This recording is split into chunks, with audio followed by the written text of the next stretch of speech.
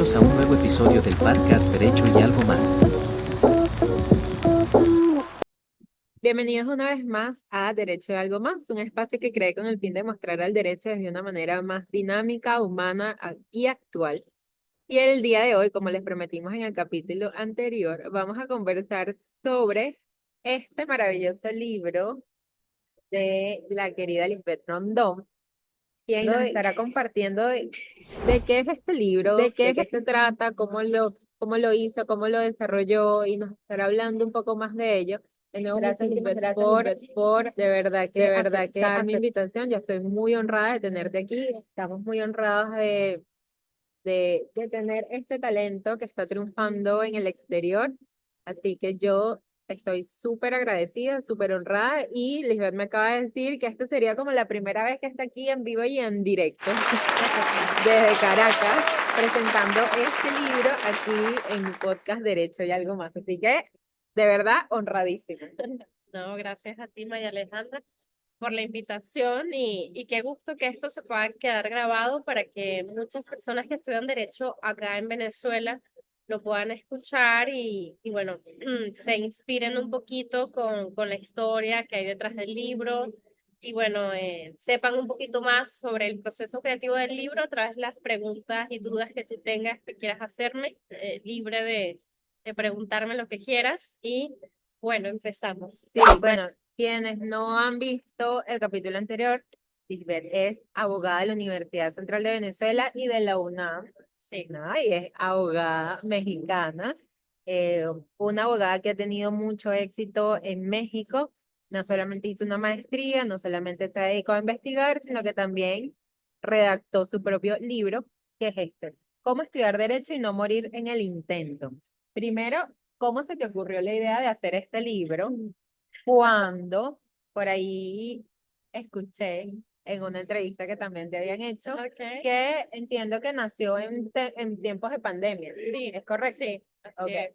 Entonces cuéntanos un poco para que la gente sepa cómo nació este bebé que ya dijo en el Mi capítulo bendición. anterior que era su bendición. Sí, bueno, primero comentarles, ¿no? Como lo dijo María Alejandra, este libro nace en pandemia. Yo pasé, luego de muchos años viviendo en México, de vivir en México, pasé algunos meses de pandemia en Venezuela. Vine a Venezuela por una enfermedad grave de mi papá y lamentablemente mi papá murió. Yo quedé muy triste, yo quedé muy dolida, muy afectada y me encerré en su cuarto, en la habitación de mi papá, a llorar, a escribir, a pensar, a preguntarle a Dios muchas cosas y yo me puse a escribir y yo pasé la pandemia que aquí en Venezuela fue bastante restrictiva, más que en México, escribiendo.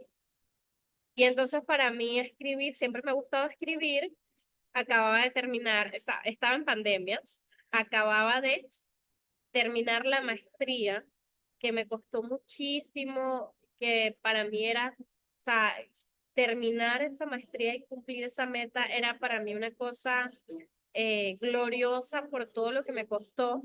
Claro. Y por la misma pandemia no pude ni siquiera tener el acto de grado. Y a mí eso me dio demasiada frustración. Me dio frustración no poder ver culminado mis estudios y mi esfuerzo en un acto solemne donde te entregan un título. Entonces, a mí eso me frustró, pero bueno, yo también tenía muchos años trabajando en México, capacitando, tenía muchísimos alumnos, también daba clases de derecho y licenciatura, porque yo lo que había estudiado era una maestría.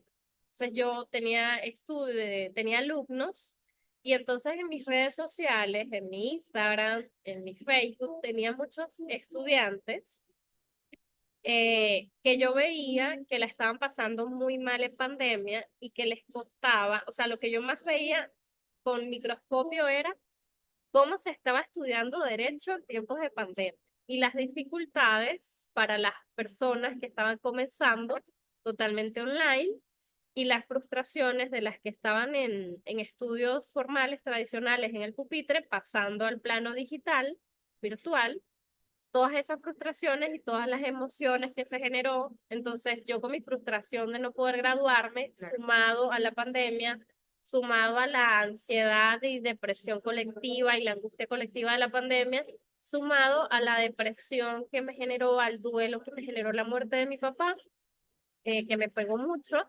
Y entonces yo me encerré en un cuarto a escribir y a pensar, estaba escribiendo otro libro que en algún momento lo escribiré, lo terminaré de escribir. Yo estaba escribiendo otro libro, la verdad. Yo empecé mi pandemia encerrada después de la muerte de mi papá. Me puse a escribir un libro que yo sueño con escribir y no lo he terminado, pero ahí lo tengo, esa idea está guardada. Y entonces yo empecé a escribir ese libro, pero después cambié a esto porque, bueno, surgieron otras cosas y yo vi la necesidad de, o sea, porque digamos que lo otro es una novela, una historia, algo un poco más entre mezcla de ficción con realidad. Y esto era una necesidad imperante que yo veía en los estudiantes, en mis alumnos y en mí misma como recién egresada de una maestría en tiempos complejos.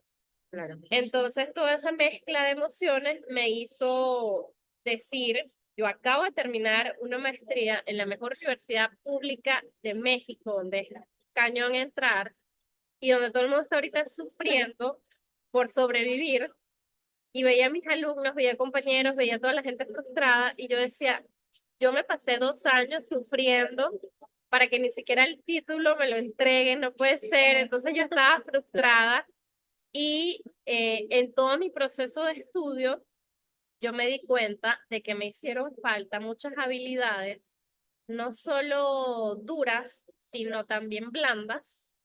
Y entonces también me di cuenta que todas esas cosas de esas habilidades que no te enseñan en la universidad eran muy importantes en el trabajo. Y entonces me puse a escribir de lo que a mí me hubiese gustado que me enseñaran en Introducción al Derecho. A mí me dio la profesora María Luisa Tosta, Introducción al Derecho, que es una eminencia. Sí. Aquí mi saludo a la profesora María Luisa Tosta, que una vez en el primer examen o en el segundo saqué 16 y yo fui a preguntarle, profesora, ¿y usted por qué me puso 16?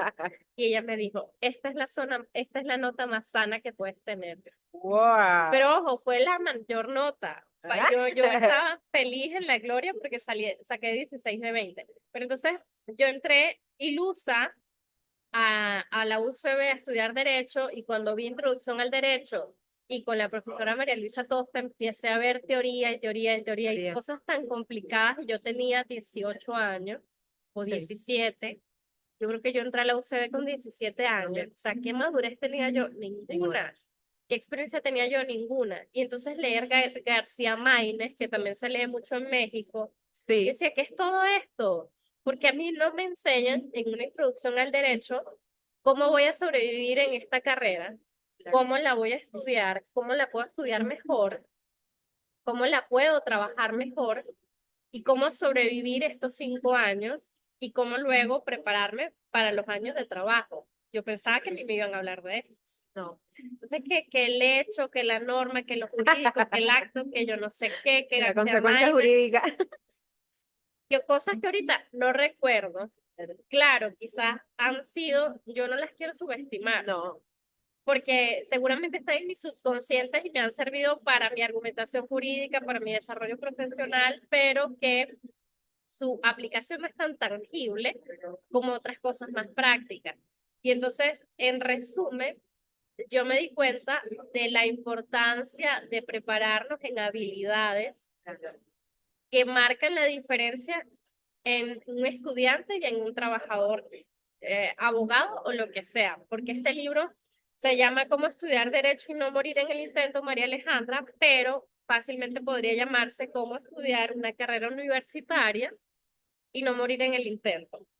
Entonces, sirve para licenciatura, o sea, pregrado, posgrado, y bueno, básicamente es un conjunto de recomendaciones y tips para estudiar y aprovechar el derecho o las ciencias sociales. Sí, tú sabes que mientras estabas comentando lo de introducción al derecho, de que era pura teoría, etcétera, etcétera, totalmente. Pero yo creo que anteriormente no se tenía esa visión porque el tema de las habilidades blandas la estamos viendo o está tomando auge desde hace poco. Después de la pandemia, precisamente sobre todo. Sí, sí, incluso un poquito antes, pero Ujú. no es algo que ya tiene rato hablándose, es algo Sí, novedoso. sí, Eh, entonces, claro, las universidades creo que no estaban preparadas para eso. Y bueno, también el pensum de nuestra universidad todavía no ha sido reformado. Eh, el Código Civil tampoco, ¿verdad? En no, 1982. no, no, no, pero a lo que voy es que, claro, anteriormente no se tenía esa visión de sí, hay que trabajar las habilidades Claro. blandas, Y la cosa, inteligencia emocional. cosa que actualmente es necesaria, pero es fundamental para todo Claro. abogado. Pero qué bueno que tú estás aquí, qué bueno que dijiste, ¿sabes qué? Voy a escribir un libro sobre esto, porque algo que me ha enseñado la carrera a mí es que de verdad todo hay que escribirlo, Sí, porque lo que no se escribe pasa. sí, Entonces, qué bueno que tú decidiste tomarte esa labor, sí. ese trabajo de decir, yo quiero compartir con el resto del mundo lo que a mí me hubiese gustado saber en su momento. Sí, y realmente, o sea, realmente esto, esto me hubiese servido mucho a mí desde que empecé mis estudios de maestría. Claro. Entonces, en la maestría, esto me hubiese servido. Entonces, ¿qué fue lo que pasó? Que recién egresada de la maestría en la UNAM, decidí escribirlo porque no terminé la tesis por la frustración. Traía todas esas frustraciones y la frustración adicional de que sí estuve trabajando la tesis, pero afortunadamente me gradué por excelencia académica en la UNAM y entonces ahí quedaba la tesis, pero yo estuve muy frustrada con la tesis, la odié, la amé, o sea, fue una cosa de amor y odio. Ujú. Y entonces mi frustración con la tesis y con mi incapacidad y mi sentimiento de inferioridad y mi, ¿cómo se llama esto? Síndrome del El impostor. síndrome del impostor Sí. que me pegó en la maestría. Entonces yo dije, ok, no voy a escribir esa tesis, ahí se va a quedar, Voy a escribir este libro. pero voy a escribir este libro que me quedó de la experiencia, del sudor y las lágrimas que me costó sacar esa maestría, porque la verdad, o como dicen en México, la neta es que estudiar una maestría en la UNAM de excelencia académica está cañón y requiere un nivel de entereza mental fuerte, de un sistema de creencias fuertes para que tú sobrevivas, no pierdas la cordura y para que no salgas llorando derrotada en tu primer comité tutorial. Wow. Bueno, para todas las personas que están haciendo maestría o posgrados en la UCB, vean Sí, que no solamente es en sí, Venezuela. es fuerte, se sufre, se llora. Entonces, bueno, a mí todo lo emocional de ser migrante, o sea, ser estudiante de maestría en otro país, con otra cultura, ser extranjera, lidiar con migración, entonces todo se me juntó. Y de verdad que emocionalmente la maestría me dio un golpe porque la enfrenté en otro patio, en otro país, sin una red de apoyo, sin familia, sola y con compañeros que no eran de mi nacionalidad, era la única, nadie me entendía, o sea, fue muy complejo. Entonces, bueno, así surgió esta bendición, Esta bendición. ese fue el contexto. Ok, ahora bien, ¿de qué se trata esta bendición? ¿Qué capítulos tiene? Ajá. O para ti, ¿cuáles fueron esas habilidades blandas que tú dijiste hay que plasmarlas aquí? Y yo considero que todo abogado debería saber o debería tener o debería desarrollar. Bueno, primero, si quieres, yo te invito Ajá. para que vayamos por partes, Ok, yo te invito a que leas los nombres de los capítulos para que la gente tenga como un contexto de qué se trata el libro, porque no es un libro técnico jurídico. ok. Capítulo 1. Reconoce y gestiona tus emociones. Ajá. Léelos todos Ah, todo, ok. y ahorita platicamos. Capítulo 2. Estúdiate primero a ti. Capítulo 3. Planifícate. Capítulo 4. Aprende a decir no. Capítulo 5. Trabajo en equipo. Trabaja en equipo. Capítulo 6, enfócate. Capítulo 7, descansa del derecho. Capítulo 8, cultiva habilidades que te harán una gran persona abogada. Ay, me encanta. Capítulo 9, paciencia y disciplina. Y capítulo 10, confianza en ti y fe en lo que creas. Ay, Sí, emoción. que Ya lo quiero leer. estábamos hablando antes de grabar, Sí, estábamos hablando de incluso el tema de la de fe, la fe. que yo le comentaba a María Alejandra que yo descubrí el tema de la fe en México, que es un país altamente católico, con la Virgen de Guadalupe también, que creen mucho, que tienen una fe increíble por la Virgen, que yo también tengo ya y adquirido. Y, y bueno, la fe nos ayuda. Y yo no sabía la importancia de la fe hasta que emigré y estaba sola en un país sin nadie, sin familia, sin nada. Y a mí la fe fue, o sea, a mí eso o sea, emigrar me dio o sea, fue un cambio drástico en mi vida porque me puso en un contexto de adversidad y sola, donde no podía contar con nadie ni con nada, entonces te das cuenta que tú estás solo en el mundo y la fe te ayuda como ustedes no tienen idea. Entonces, por eso este libro son, como vieron, el capitulado son cosas que nos sirven no solo para una profesión, sino para la vida en general. Correcto. Entonces, de lo que tú me decías acá de las habilidades blandas, que me di cuenta que hay que desarrollar más o todo esto, pues sobre todo, primero sería, yo no soy psicóloga, soy abogada, pero obviamente yo, por ejemplo, trabajé en una fiscalía de violencia contra la mujer, me tocó atender víctimas de violencia de género o violencia por razones de género. Y escuché muchos relatos, platiqué mucho con las víctimas, o sea, el hecho del contacto directo con estas circunstancias, con estos hechos y con las víctimas, entonces te hace desarrollar un poco la empatía, la escucha activa, que no te enseñan esas habilidades en la universidad, pero que son muy útiles en el trabajo.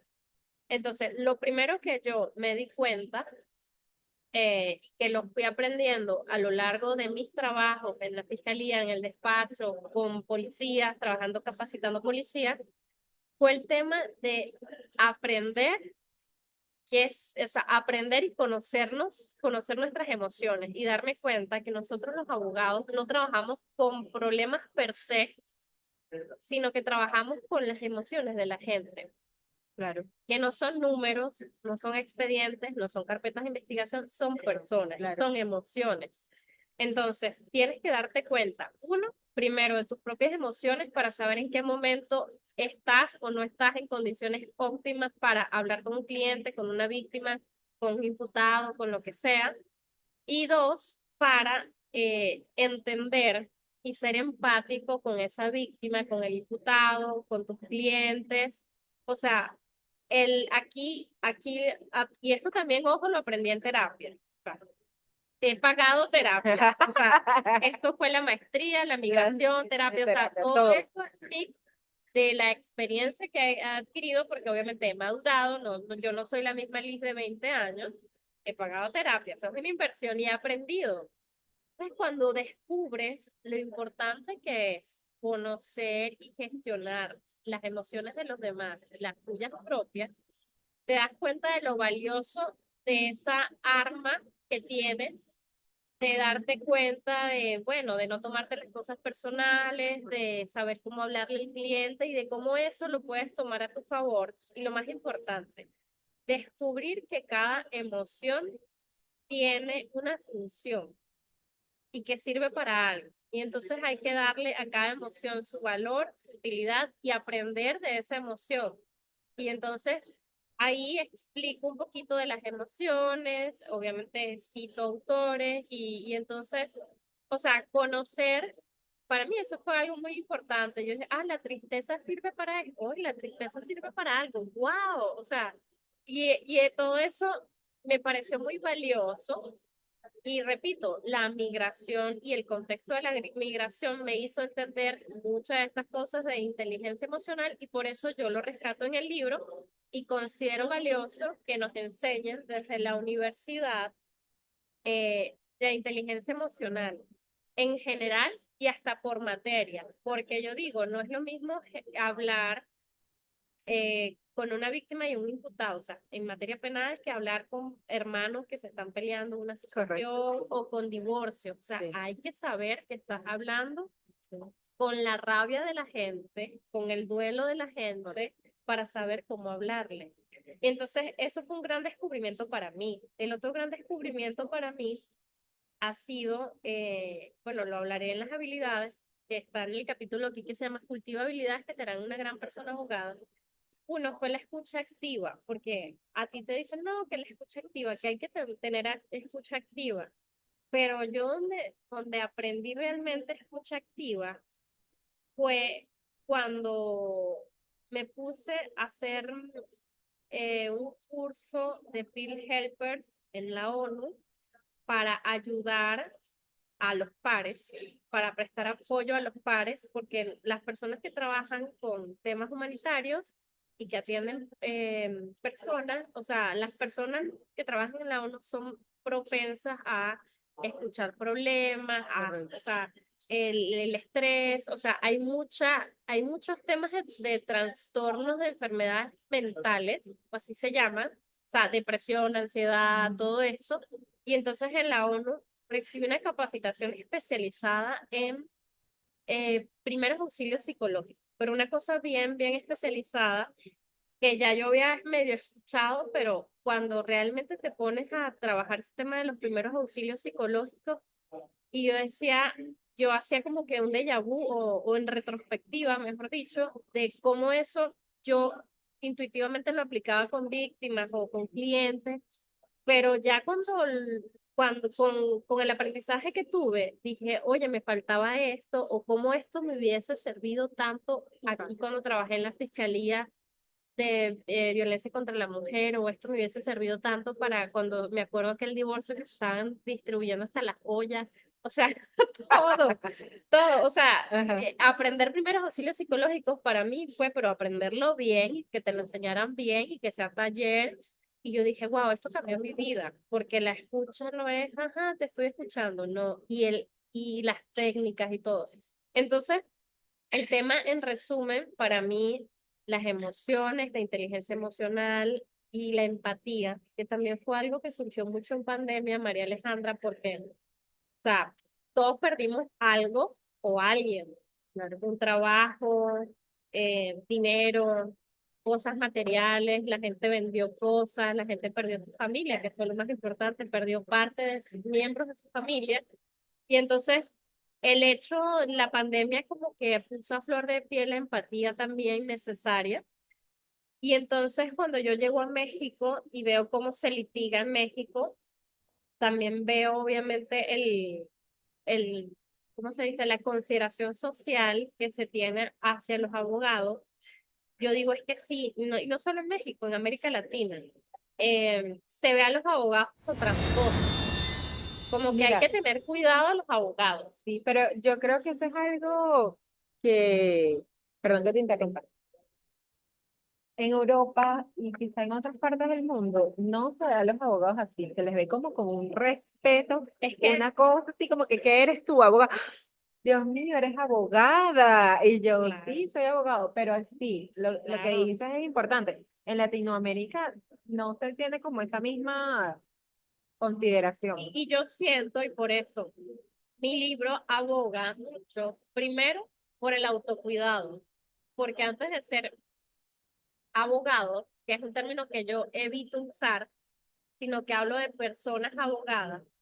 ¿Por qué? Fascina eso. Porque evito hablar del abogado porque primero no es que yo sea feminista y diga y me jacte de ser feminista, sino que históricamente los libros se han escrito masculinos. Entonces mi libro es un ejercicio escrito en femenino, primero, para que al otro le choque leerlo en femenino y vea, oye, siempre le leo en masculino y este libro está en femenino y cosas así, o en neutral, persona abogada, para ti persona abogada, ¿no? Entonces, también para que sea inclusivo por el tema del género, de la orientación social de las personas, de la orientación sexual, yo soy sexual de las personas, porque ya no estamos en el siglo XX, o sea, ya hay mucha, o sea, hay diversidad y hay que ser tolerante y respetuoso con esto. Entonces, mi libro está hecho a mi manera. Me encanta. Y bueno, entonces ese tema de la empatía, de la inteligencia emocional,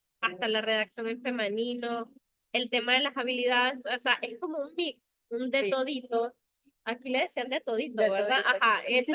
Ajá, yo decía, ¿de dónde yo saqué el de todito? El de todito es venezolano, para los, si ven esto los mexicanos. El de todito es como un paquetazo en México. O sea, como una sabrita con un montón de ¿Cómo le- cosas. Sí. Ajá, entonces eso es este libro Sí. y siento que en las universidades, no solo de Venezuela, de México, sino de toda América Latina, hace falta reformar y hay que abogar por una abogacía empática donde nosotros, las personas abogadas, no desangremos a los clientes Sí. cobrándole, dame para las copias cuando es mentira o dame para esto cuando es mentira. ¿Por qué? Porque ahí se va creando la mala fama Ujú.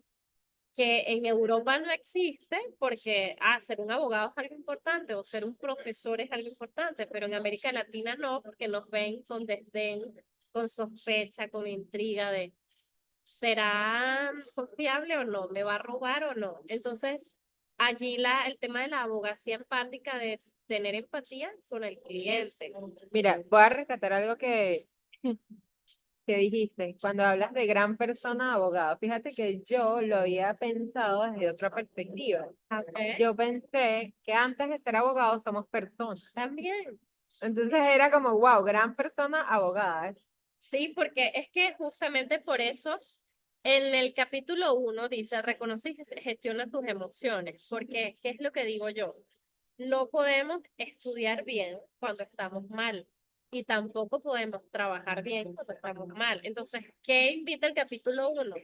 A saber tu estado anímico, cómo está tu autoestima, que conozcas las emociones para que tú mismo logres identificar cómo estás tú y fortalezcas tu autoestima, ¿verdad? Porque tienes que estar bien primero a nivel personal, a nivel mental, estar bien tú, que tú no puedes andar por la vida queriendo solucionarle los problemas a los demás, que es lo que hacemos nosotros, las personas abogadas, cuando no eres capaz de resolver tus problemas. Y los primeros que tienes que resolver son los internos.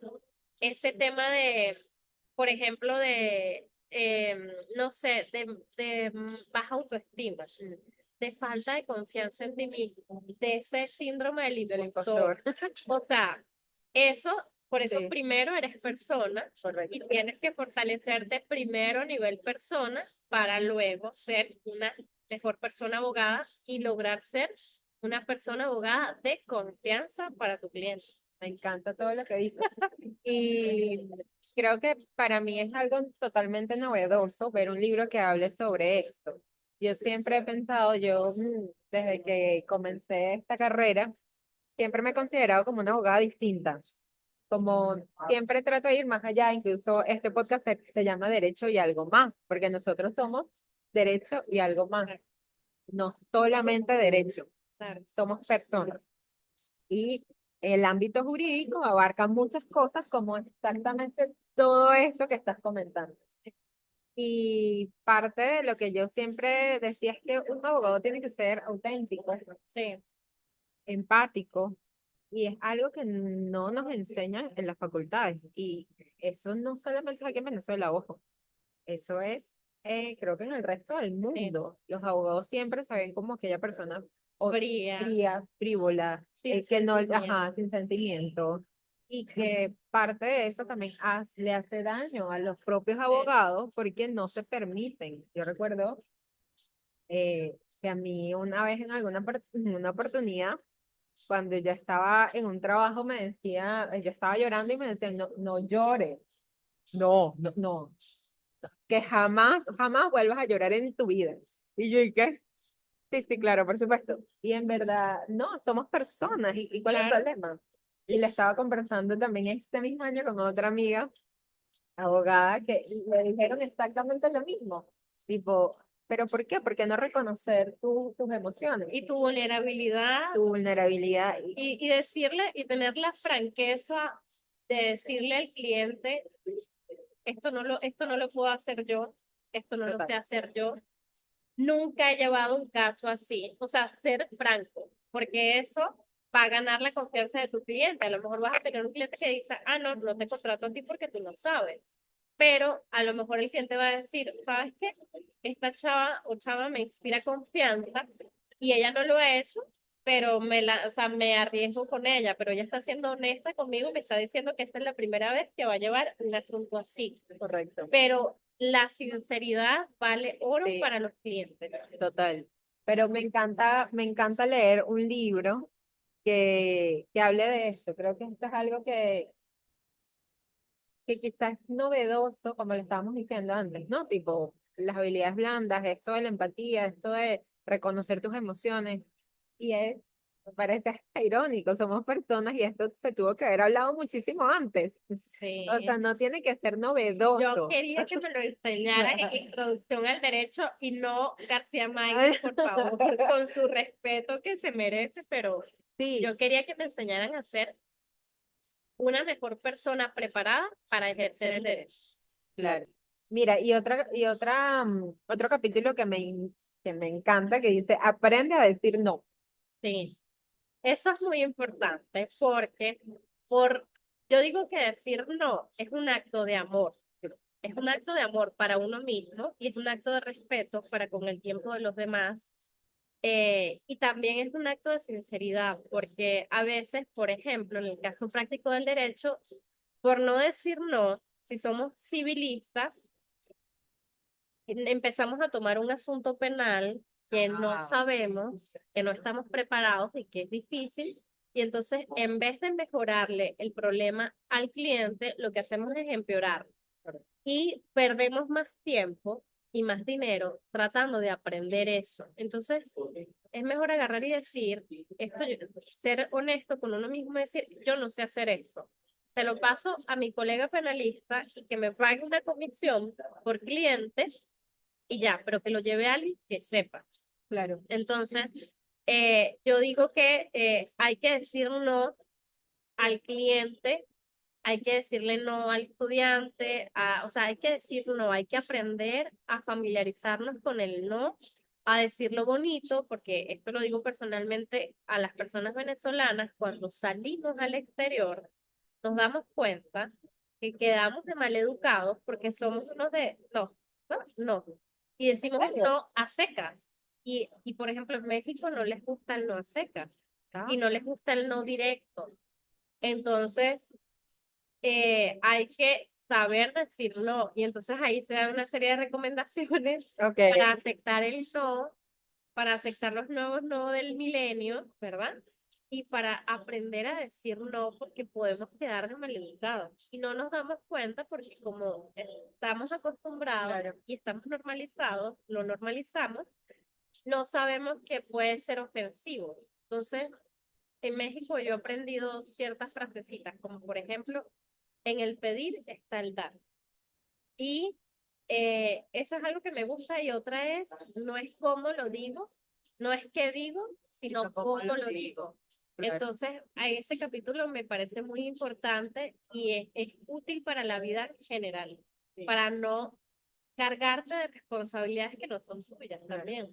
Y otra cosa que me, que me genera curiosidad, cuando dices descansa del derecho, ¿a qué te refieres? Ojo, aquí yo considero que eso, así, a simple vista, yo considero que es necesario que todo abogado descanse Sí, un poco del derecho y de su traje, profesión, oficio. sí, como de ese traje que nos ponemos de que sí, soy abogado. Algo que me pasó a mí es que yo estuve viajando por un tiempo y cuando me preguntaban, ¿y tú qué eres?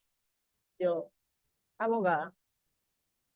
Y yo me quedé así, no, ya va, yo soy María Alejandra. Yo soy otra Yo, cosa, yo aparte de soy, lo yo que soy- me sí, ocupo. exacto. Eso fue un proceso importante para mí, darme cuenta que sí, somos más que abogados, Somos personas. somos personas y creo que es un poco, creo que es bastante, no un poco, bastante importante descansar un poco de ese rol, de Sí, ese, o sea, ese personaje que nosotros nos creamos sí. siendo abogados.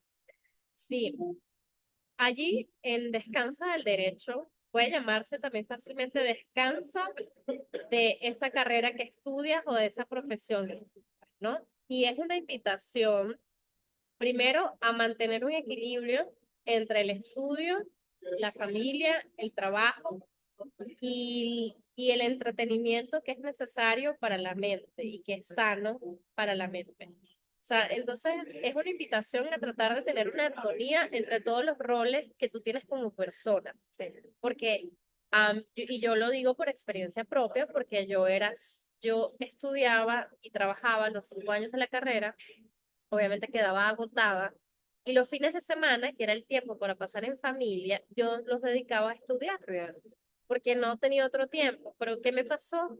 Por el tiempo me di cuenta que me perdí de momentos muy importantes en mi vida y en mi familia y que no disfruté tanto como otras personas y otras colegas disfrutaron a su familia. Por ejemplo, nunca me fui de viaje, y esto es algo que lamento, nunca me fui de viaje con mis compañeros de la universidad. Nunca hice un viaje a la playa con mis compañeros de la universidad. Me invitaban, pero yo decía que no, porque tenía que estudiar. O trabajar, o... Entonces yo tenía que estudiar los fines de semana, porque trabajaba de lunes a viernes. Estudié toda la carrera de noche, trabajaba de día hasta las 4, llegaba tarde rayando a la UCB, llegaba tarde sudada, entonces el fin de semana estaba agotada. Claro, Y ahora que vamos a este paseo, no, yo tengo que estudiar. Entonces claro. es un tema de que ahí me di cuenta también con los años, me di cuenta de la importancia del networking. Entonces, en Descansa del Claro. Derecho, también retomo un poco la importancia del networking para las carreras sociales. Nosotros los abogados y en todas las carreras sociales es importante el networking, porque eso nos ayuda siempre para obtener nuevos clientes, para tener buenas oportunidades de trabajo, buenas oportunidades de estudio, becas. Yo soy hija de la educación pública, de las becas, y mis grandes maestros, mis profesores de la UCB, de la UNAM, todos han sido ellos los que me han dado oportunidades de estudio y de trabajo, y que yo se las debo por las relaciones que gesté en mi universidad con mis maestros. Pero a mí me faltó más relacionarme con mis compañeros de trabajo, de estudio, perdón. Entonces, destaco en Descansa del Derecho la importancia de el equilibrio como persona, la importancia del networking y la importancia de ver el derecho desde otros lentes, desde otra óptica, como por ejemplo, tú bien puedes aprender mucho de derecho haciendo un viaje, visitando museos, viendo obras de arte, escuchando música, buena música, por el amor de Dios. Y entonces se aprende, el derecho está en todas partes. Y entonces se aprende mucho del derecho desde otras formas. O sea, la única forma, leer un libro no es la única Claro. manera de aprender Sí. derecho. O sea, viendo una buena serie en Netflix o el streaming que más les guste, se aprende derecho. Entonces, es la invitación a no sean así como que obsesionados, como en algún momento yo lo viví y lo fui, de no, tengo que estudiar, estudiar, estudiar, Ya. estudiar, y solo leer, que eso me pasó a mí y me sigue pasando, leer solo derecho. Graso error. No. Leer solo derecho, no.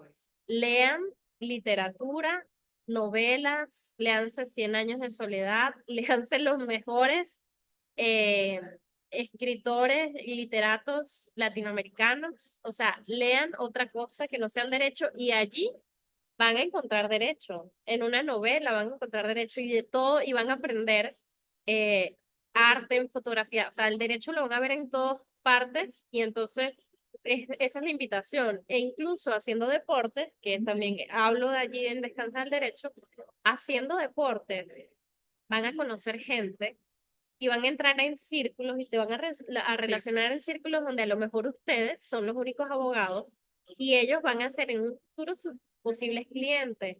Por ejemplo, la gente cierra negocios jugando golf, cierra negocios en restaurantes. O sea, hay gente que no le gusta que le vendan empresarios, por ejemplo. A los empresarios no le puedes llegar a un empresario como si fuera un colega tuyo abogado, no. O sea, un empresario tiene otra forma y entonces si tú quieres ser abogado corporativo, tienes que adaptarte tú a la forma de cómo le gusta al empresario ser, estar, cómo se siente cómodo Ujú.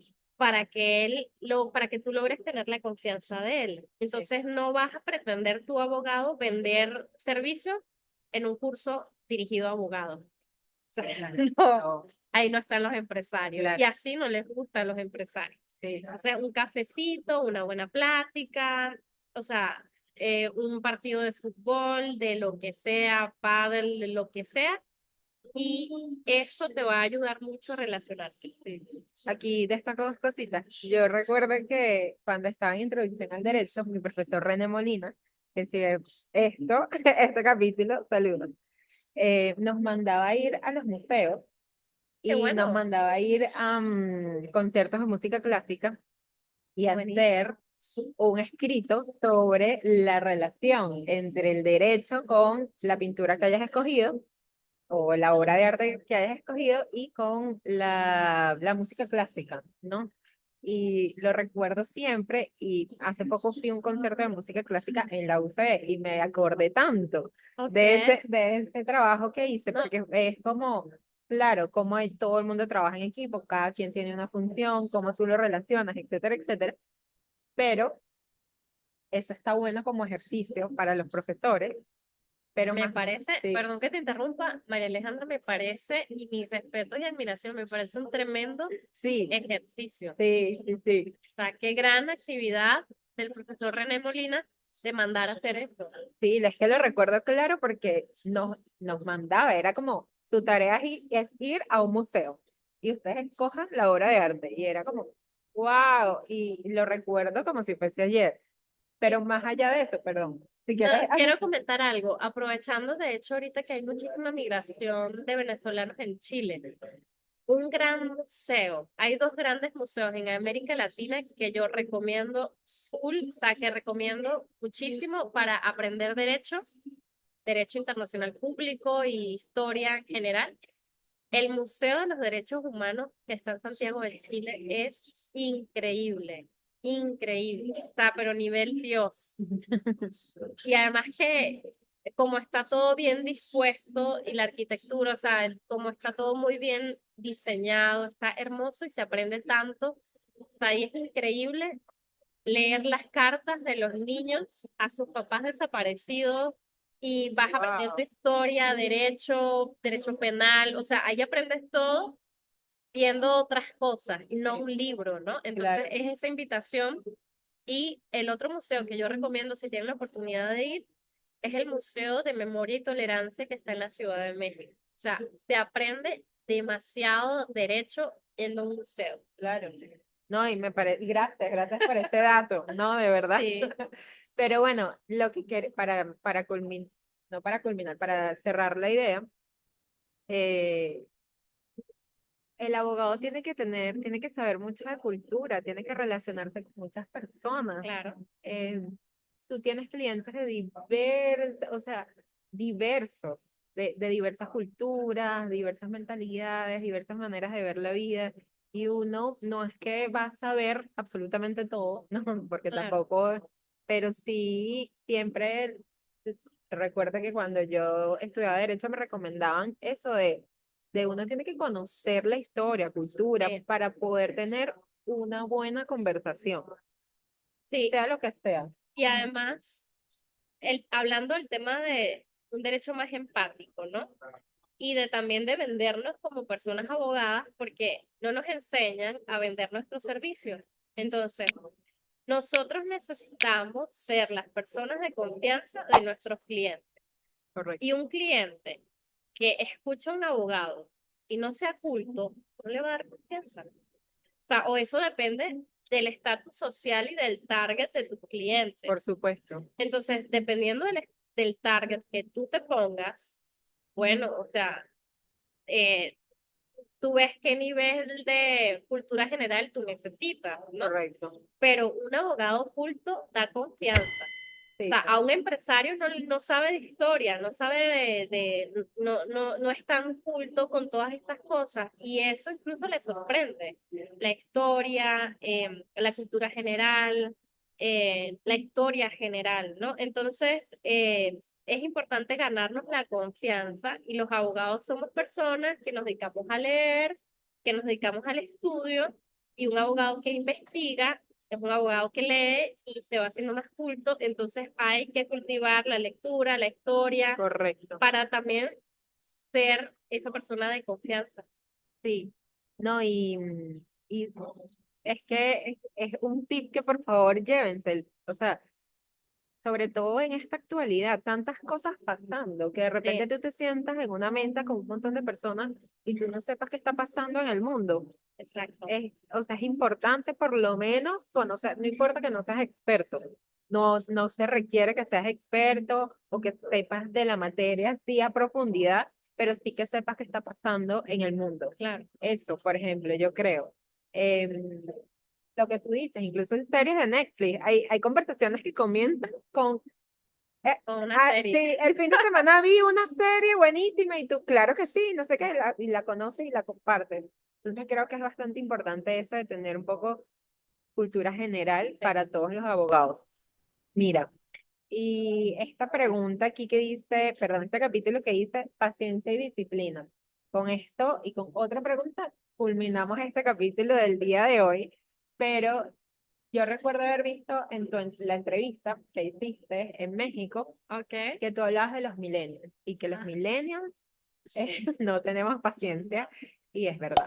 Entonces, entonces, o sea, nosotros queremos todo rápido, todo sí. ya y porque sí.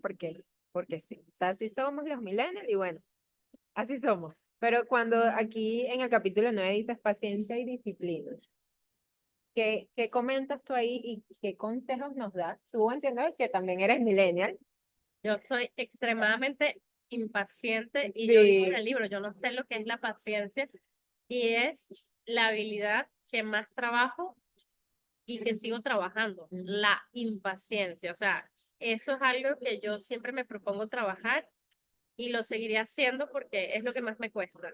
Yo digo allí, por mi experiencia de la impaciencia y de todos los errores que he cometido por impaciente, de todo lo que he perdido y he ganado también por impaciente, yo allí, con los golpes de la vida, con los golpes de la vida, recomiendo que hay que ser paciente y con esta sabiduría que he adquirido con los años, les doy una serie de tips y de sugerencias para ser un poquito más paciente y les digo que hay que tener disciplina de militar. O sea, cuando quieres algo, tienes que tener la disciplina de militar así obsesionada y te pones el collarín victoriano, así que no te dejes ver para los demás lados como los perritos y dices, para allá voy disciplinadamente a lograr eso. Desde una postilla, desde tengo que postillar, desde tengo que sacar mi título, desde que tengo que graduarme, desde que tengo que pasar esta materia, o sea, la disciplina para pasar una materia, para pasar un semestre, un año, una carrera, y decir que eso puede ser trillado y cliché, pero las cosas buenas requieren paciencia. Y estamos acostumbrados ahora a la gratificación instantánea, donde metemos todo en el carrito de Amazon y al día siguiente nos llega, y entonces ya llegó, y no somos pacientes, y como no somos pacientes, terminamos también siendo un poco groseros, quedamos mal, o sea, no, hay que aprender a retrasar ese gran logro, porque las cosas grandes y las cosas buenas requieren tiempo. Y yo hace rato estaba hablando también con Carol en nuestro capítulo anterior, que yo le decía a Carol que uno tiene que quedarse y planearlo así, pensar que vas a trabajar, que te tienes que quedar dedicándote a esto, si es lo que realmente quieres. Por eso digo también, hay un capítulo que dice, estudiate primero a ti mismo. ¿Es esto lo que tú quieres estudiar? ¿Es esto a lo que tú te quieres dedicar toda la vida? Derecho. Ah, si dices que sí, si estás seguro que es esto, entonces mentalízate que tú te tienes que quedar pacientemente picando piedra mínimo 20 años dedicadas a esto de manera persistente, constante, disciplinada y dedicándote mínimo 20 años a tu gran oficio, tu gran profesión, vas a adquirir la sabiduría, la experiencia necesaria para ser un gran abogado, un gran empresario, lo que sea, pero dedícate 20 años seguido a esto para que veas que vas a obtener muchísimos frutos. Y piénsalo así, 20 años para ser grande en esto. Y poco a poco, en la medida que pasa ese tiempo, puedes ir midiendo cada 5 años o cada año ¿Cómo vas? tus logros. Claro. Pero, a ver, tú abogado recién graduado, no vas a lograr nada, no vas a ser exitoso recién graduado, ni a los 5 años, ni a los 10. O sea, yo escribí este libro, justamente este libro salió publicado el 23 de noviembre, un 23 de noviembre cuando yo cumplía 10 años de graduada de abogada. O sea, 10 años después de graduarme de abogada, nació este libro. O sea, no costó un año de graduado, costaron 10. Entonces, dedíquense 20 años a algo de manera ininterrumpida, clara, o sea, pula esto y van a ver grandes, grandes frutos y no crean que no, que va a pasar algo malo como el vino, en la medida que pasa el tiempo, nos ponemos mejores. Somos reserva, reserva y vamos a ser abogados más cotizados. Me encanta. Y ahora esta última pregunta para culminar el capítulo de hoy, que me encanta.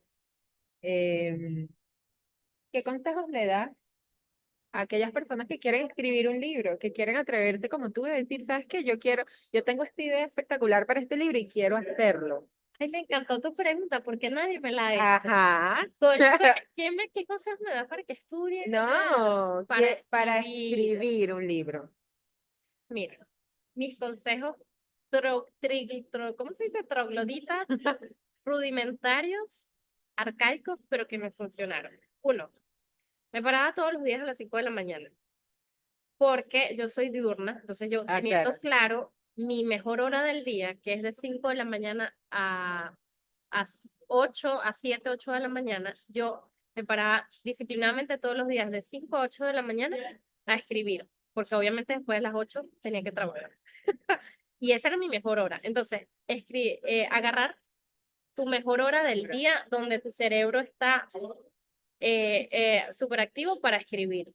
Dos, escribir lo que sea.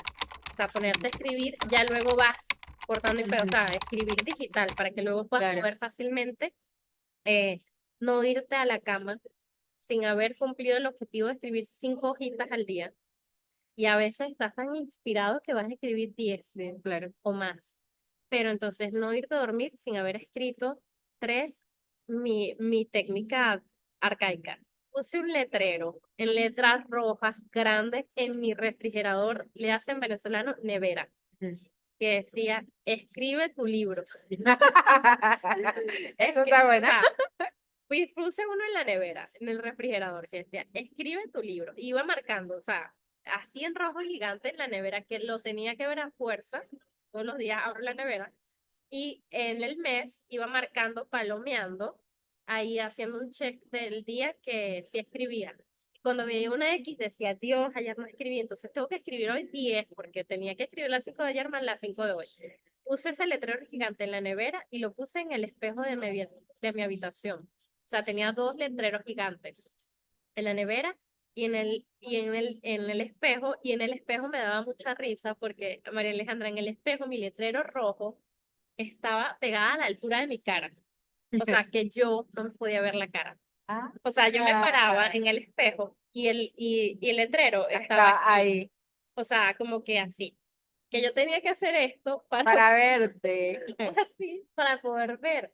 Y lo hice intencionalmente para que me estorbaran. Y me tenía que estorbar el letrero y me tenía que molestar el letrero, me tenía que estorbar para yo poder decir, coño, tengo que escribir hoy. Y entonces, eso sumada a mi persecución vía recordatorios por la alarma del teléfono, que decía, escribir hoy a mi persecución que me puse en el Google calendario de escribir hoy, escribe tu libro, y todos los días Google me mandaba un recordatorio de escribe tu libro en las mañanas y en la noche. Por si no lo había hecho en la mañana, tenía que hacerlo en la noche.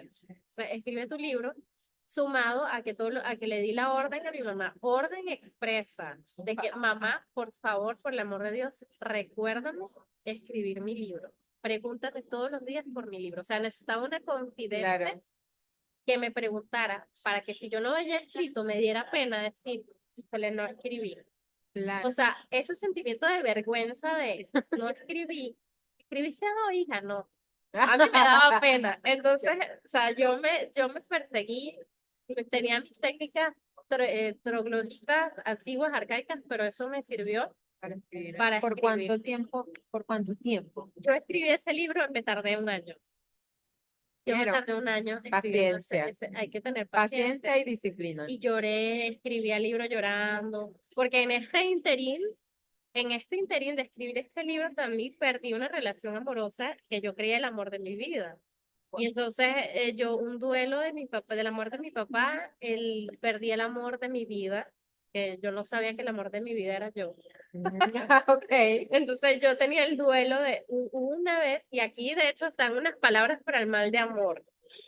Ahí metidas están unas palabras para el mal de amor, porque yo recuerdo que en los últimos momentos de escribir este libro yo perdí una relación amorosa de 6 años, una persona con la que yo creía que me iba a casar, con la que yo creía que iba a tener mis hijos y chalala, y todas unas expectativas expectativa realidad, que yo me hago, yo tengo un tema de expectativa, y lo digo ahí, no hay que tener altas expectativas. Entonces, me pasaron tantas cosas y fueron tantos altibajos, y entonces yo me perseguía, porque a veces lloraba y me la pasaba llorando porque no tenía ánimo, porque si no eran muchos duelos, era migrar, Claro. entonces yo lloraba, yo estaba depre, y yo ahí escribía llorando, a veces estaba contenta, a veces estaba triste. Entonces escribir es un proceso creativo que a veces es muy gratificante, a veces es muy doloroso, a veces es muy frustrante, pero hay que hacerlo.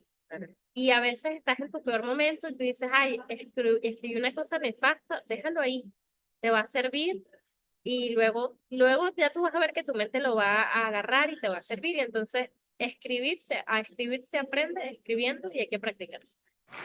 Gracias y felicitaciones por este maravilloso libro. Gracias. Por favor, les recomiendo que lo lean. De verdad que me parece una joya porque habla de eso, de derecho y algo más, de aquellas habilidades blandas que tenemos que tener y que tenemos que desarrollar y que ya es imperativo. De verdad que hay que desarrollarlas para poder ser unos excelentes profesionales de aquí al futuro. Así que, gracias.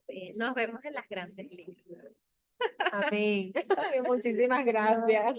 Sí, Y bueno, gracias a todos por escucharnos en este capítulo. Hasta la próxima. Bye.